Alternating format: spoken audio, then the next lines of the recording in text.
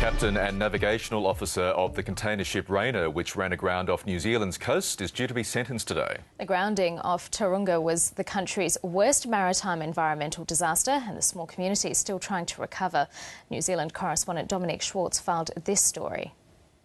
It's 7 months since the Rena ran aground off the coast here, spilling hundreds of tonnes of oil and hundreds of shipping containers.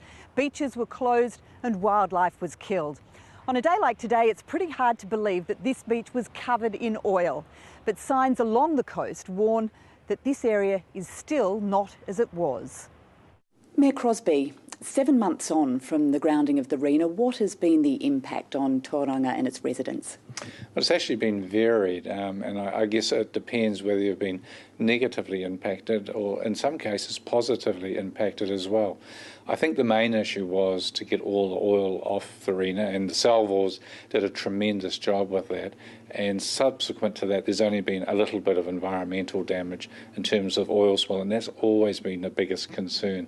So along with the professionals and our large bank of volunteers, that issue has virtually gone away. A little bit of remnant oil on some of the islands, but nothing to what could have happened. I shudder to think what could have happened if we had that extra 1,000 tonne of oil ending up on our coastline. In terms of lasting effects, has there been any for the city? Yes, some of the businesses have been adversely affected, and they're generally the coastal accommodation areas or those that run charter vessels in and around the Rena for marine activity. So they were definitely affected over the summer. But from what I'm hearing now, that business has picked up again, and they're certainly looking forward to next summer.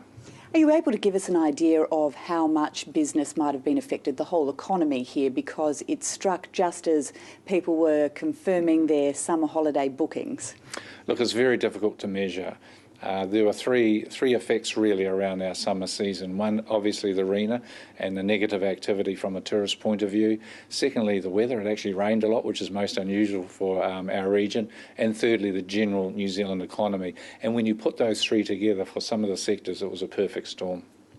Debris continues to be cleared along hundreds of kilometres of coastline, and salvors are still working aboard the Rena to remove the last amounts of oil and also shipping containers. Around about 60% of the 1,400 containers have been recovered. Today, the captain and the navigational officer of the Rena, both of whom have identity and name suppression, will find out if they're to be jailed and or fined for their role in the disaster. They've pleaded guilty to discharging harmful substances into the sea, also to altering ships' documents after the grounding of the Rena, and to operating a ship in a dangerous manner. Locals that I've spoken with say it's important that they're held to account. If they were doing their job properly, it wouldn't have happened, and we wouldn't have had all the trouble that we have had. This is a tourist area. Most businesses live of tourism. We have a school here. You can see the numbers dropping. Businesses here believe it's also important that they're compensated for a loss of income due to the Rena grounding and the lack of tourists here over summer. One fishing charter company that I spoke with said that its business had fallen off by 50% over summer. As a result of that, lawyers say they're preparing several class actions against the owners of the ship and their insurers. In Tauranga, Dominic Schwartz.